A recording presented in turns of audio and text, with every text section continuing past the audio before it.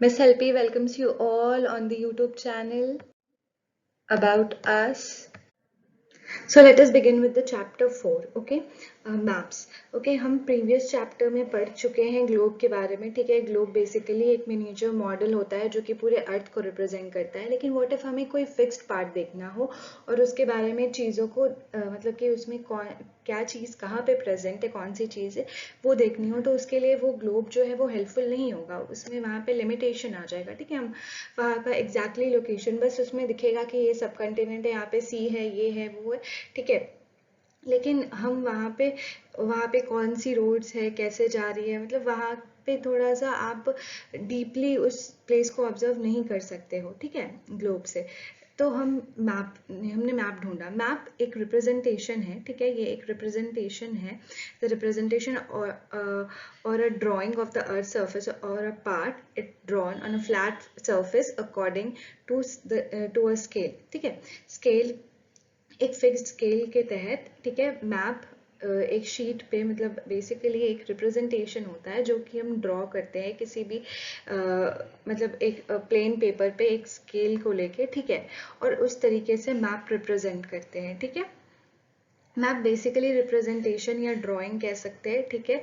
अर्थ के कुछ fixed part का जिस पे हमें देखना है, जिसके बारे में, ठीक है? और उसमें जो भी स्केल है, ठीक है, जो भी स्केल जैसे यूज होती है कि इतना से इतना सेंटीमीटर जो है वो इतना किलोमीटर दिखाएगा, जस्ट लाइक हम ऐसे लेते हैं, ठीक है? मतलब इसको हम स्केल कहते हैं, ठीक है? Now coming to the but it is impossible to flatten a round shape completely. एक एक जो मतलब फ्लैट एक जो मतलब कम्प्लीटली ये मतलब असंभव है कि हम किसी भी राउंड शेप को, जैसे अर्थ को, उसको हम एक फ्लैट पेपर पे उतार दें, ठीक है, उसको फ्लैट कर दें, नहीं। तो हम उसके एक एक पार्ट को स्केल ले लेके उससे मैप ड्रॉ करते हैं, उसको रिप्रेजेंट करते हैं, ओके?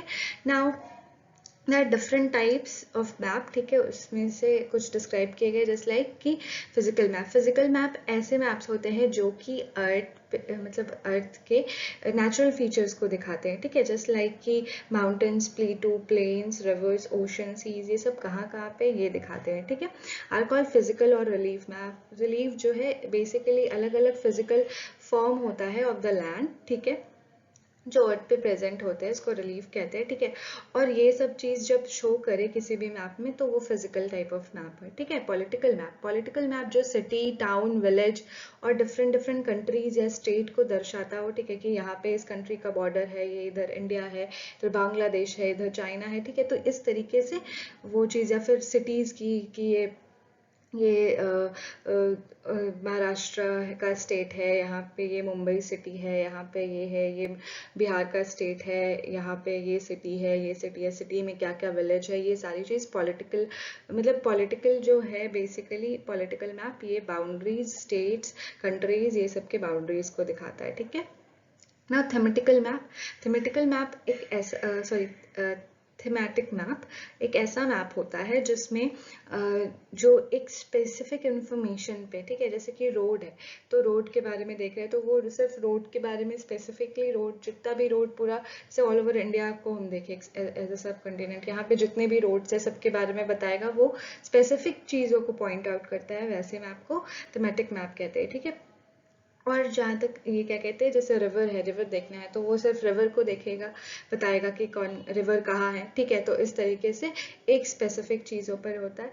ये आपको एक ओल्ड रबर बॉल लेना है और उस पर कुछ भी ड्रॉ कर देना है, ठीक है, like all over it, okay?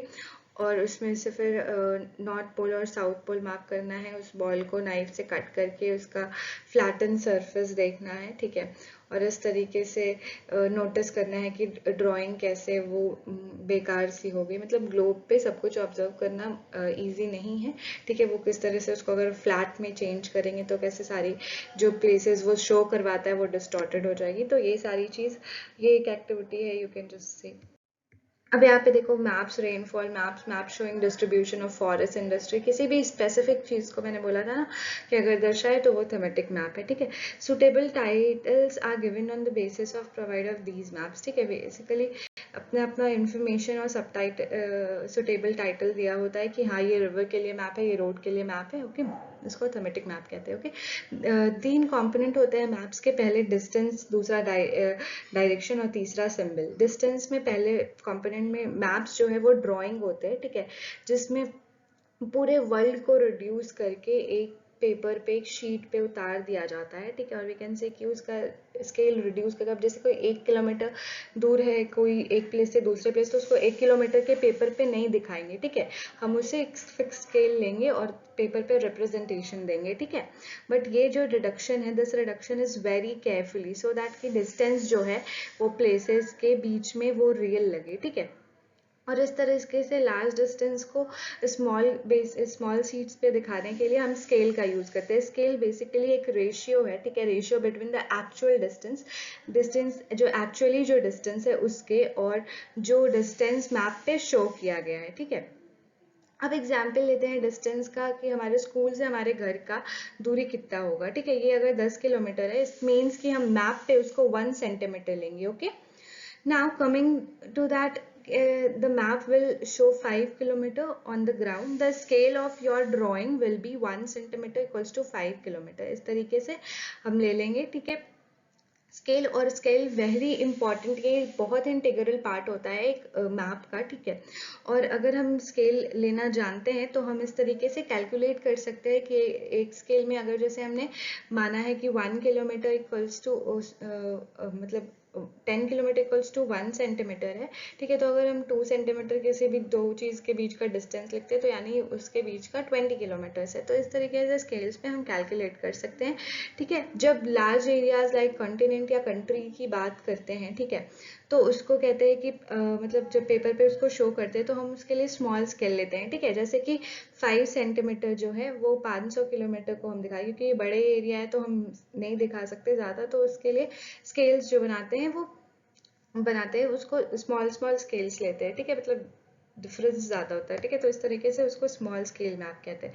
अब यहाँ पे जब स्मॉल एरियाज जो है, जैसे कि अपने विलेज या टाउन का बनाना है जो थोड़ा सा एरिया है, ठीक है, तो वहाँ पे हम लार्ज स्केल मैप यूज़ करते हैं, जिसमें हम कहते हैं कि that is 5 centimetre on the map show 500 metres, ठीक है। इसमें जो है डिफरेंसेस जो होते हैं, मतलब ये डिफरेंसेस जो होते हैं ये इसके बीच के कम होते हैं, ठीक है। जस्ट लाइक कि ये अचानक से 5 सेंटीमीटर 500 किलोमीटर शो कर रहा है, ठीक है। तो बेसिकली इसमें जो बहुत सारे एरियाज जो हैं वो स्मॉल स्मॉल दिखाने पड़ते हैं, ठीक है। तो ये कवर करता है बड़ी एरियाज को, और जो छोटे एरियाज के मैप होते हैं उसमें basically large scale map use होता है, ठीक है।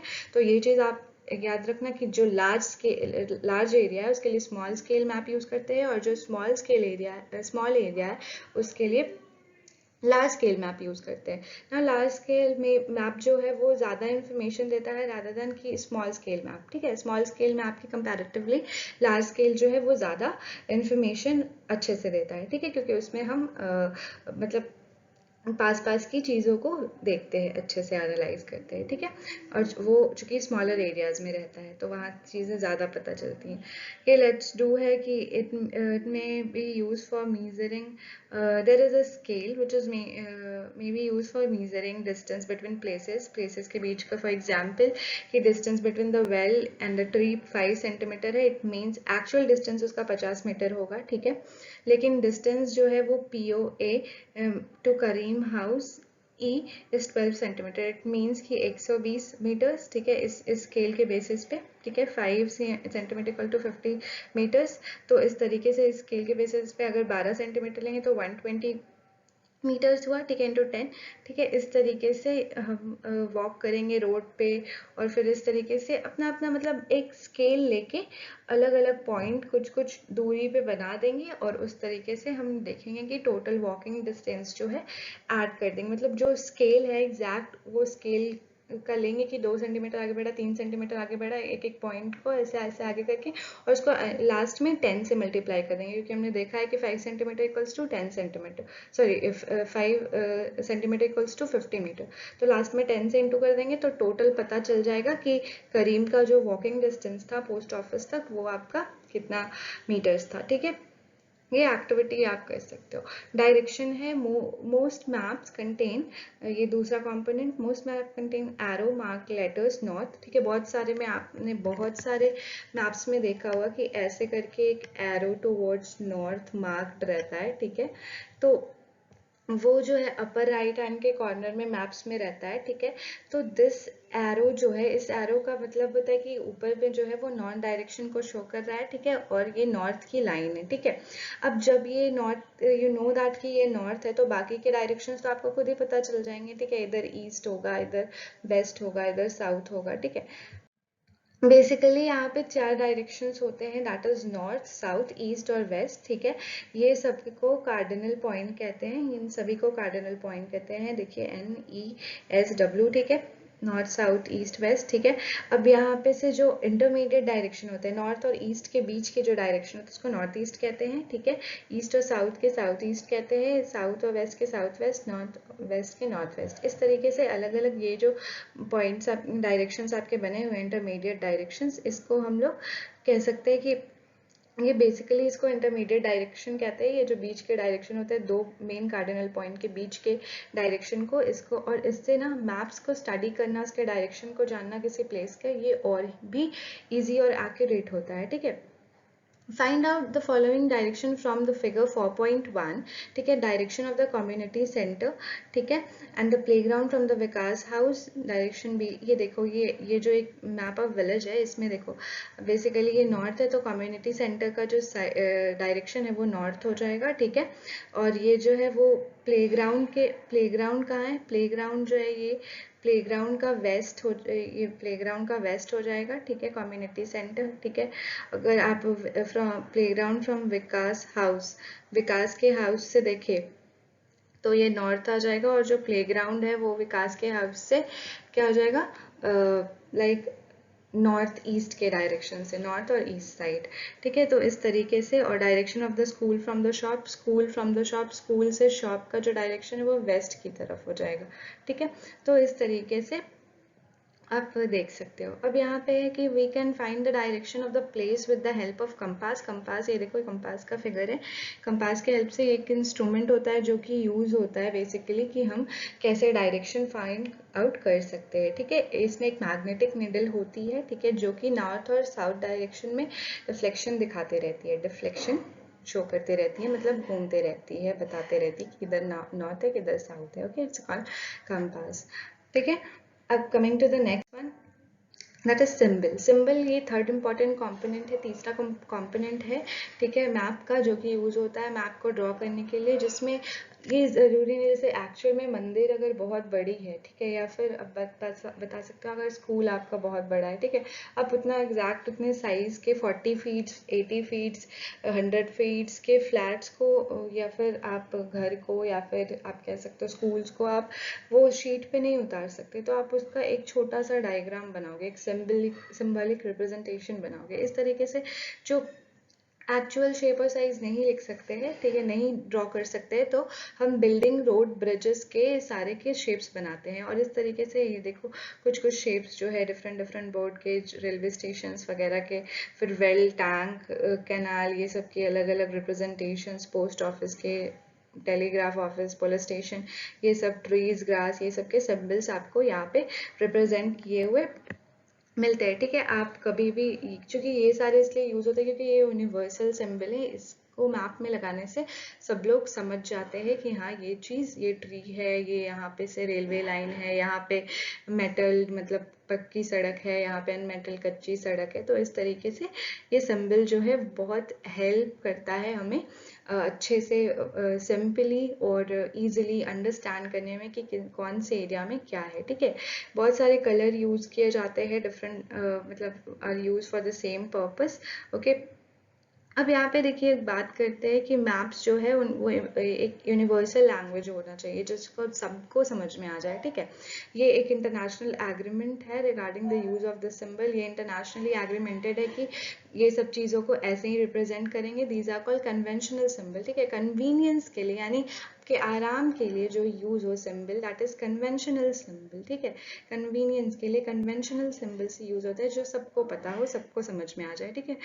इसके लिए कलर्स यूज होते हैं। बेसिकली ब्लू जो है वो पानी के लिए यूज होते हैं, ब्राउन माउंटेन के लिए यूज होता है, येलो प्लेटू के लिए यूज होते हैं, ग्रीन प्लेन्स के लिए यूज होते हैं। इस तरीके से डिफरेंट डिफरेंट यूज होते हैं, ठीक है। नाउ अब हम लोग ये देखेंगे कि यहाँ पे देखो कैसे किस तरीके से एक विलेज है, ठीक है, उसका मैप्स बताया गया है, कहाँ मंदिर है, कहाँ रेलवे लाइंस है, कौन सी रोड मेटल्ड है, अनमेटल्ड रोड है। तो इस तरीके से चीज़ें बताई गई, कहाँ पे पुलिस स्टेशन है, कहाँ पे रिवर है, कहाँ पे ट्रीज एंड ऑल, ये सब बताए गए हैं, ठीक है। सिंबल्स लेके स्केच, स्केच क्या होता है, ये एक ड्राइंग होता है बेसिकली, जो कि मेमोरी या स्पॉट ऑब्जर्वेशन पे, हम कहीं पे गए, हमें कोई स्पॉट की याद रह गई कि इसका, जैसे आप फ्रेंड के घर जा रहे हो, आपको पता है कि आपका फ्रेंड का घर कहाँ है, आपको किसी और फ्रेंड को बताना है, तो आप उसको एक स्पॉट दिमाग में लाओगे, याद से अपना बनाओगे कि हाँ मैं ऐसे ऐसे रोड से इधर उधर मुड़ा और फिर मैं पहुंचा, ठीक है। इस तरीके से रफ स्केच जो है, कभी कभी ज़रूरत पड़ता है कि हम रफली कोई एरिया बता सके, ठीक है। तो इस तरीके से इसको जो है कुछ रफ ड्राइंग्स होती हैं, बिना स्केल के कुछ मैप्स बनाते हैं हम ऐसे ही, ठीक है। किसी को कुछ नॉर्मली बताने के लिए रफली, तो उसको स्केच मैप कहते हैं, ठीक है। अब यहाँ पे प्लान, प्लान क्या होता है, प्लान एक drying of small areas on the large scale, ठीक है। ये बेसिकली छोटे एरिया को लार्ज स्केल पे ले लेके ड्राइंग बनती है, मतलब इस मैप्स बनती है, ठीक है। इसमें लार्ज स्केल मैप जो है उसमें बहुत सारा इन्फॉर्मेशन देते हैं, लेकिन उसमें कुछ ऐसी चीज़ें होती हैं जो कि मतलब sometimes want to know, for example the length and the breadth of a room, ठीक है, which can not be shown in map at that time. We can refer drawing to the drawings drawn to a scale called plan, ठीक है। उस वक्त जब basically हमें plan जो क्या होता है वो स्मॉलर एरियाज को दिखाना होता है, ठीक है। जैसे कि आपका हमेशा लार्ज एरिया में, जैसे कि लार्ज स्केल मैप्स अगर आप बनाओ, तो उसमें आप कोई भी स्पेसिफिकली, जैसे एक घर के बारे में बताना है, वहाँ रूम्स का क्या है, क्या लेंथ एंड ब्रेथ है, क्या डायमेंशन है, तो वो डायमेंशन के साथ जो आप स्केच बनाते हो, आपने नया घर बनते हुए देखा होगा, उसका पहले प्लान बन के आता है, फिर उसके हिसाब से घर बनते हैं, फ्लोर्स बनते हैं, रूम्स बनते हैं। तो अगर फिक्स्ड उसमें ब्रेथ और लेंथ पता चले और एकदम बिल्कुल अच्छे से बताया गया हो डायमेंशन ऑफ ईच पोर्शन, ठीक है, तो वहाँ पे वो चीज़ को प्लान कहते हैं, ठीक है। इस तरीके से ना यहाँ पे डायरेक्शन है, ठीक है, जिस तरीके से आपको पिछले बार बताया था वो वाले मैप में, ठीक है, विकास के होम वाले में, इस तरह से इसमें भी आपको नॉर्थ से फिर दूसरे दूसरे डायरेक्शंस को बताना है कि कौन विलेज किधर है, किधर कैसे पड़ेगा, ये आप खुद से देख सकते हो, exercise by your own. Now coming to the exercise, ठीक है, write three components of map. What are the three components? पहला जो है हमारा distance, direction and symbol, ठीक है। चार cardinal directions क्या होते हैं? North, South, East, West, okay. What do you mean of the term scale of the map? Scale of the map is basically the term which is used to represent the larger distance, okay, the greater distance in a short shorter distance. For instance, or for example, 10 kilometer is the distance from your school to house, okay. Then how you will uh, how you will define a scale for it? You will just took it as 1 centimeter. 1 centimeter equals to 10 kilometer, okay, and that's how you will represent. It's a kind of representation of the greater distance in a smaller uh, measurement, okay. Now, how are the maps more helpful than a globe? Maps are helpful than the globe because in globe it is not possible to represent like a specific area, okay. The information about specific information about a fixed area, okay. But in maps you can just put it away on a flat surface, okay, and you can just see all the things, okay, be it the particular cities, their boundaries, the village into that, okay, and you cannot just see it on globe, okay. distinguish between a map and a plan. Okay, a map is just like roughly with a scale.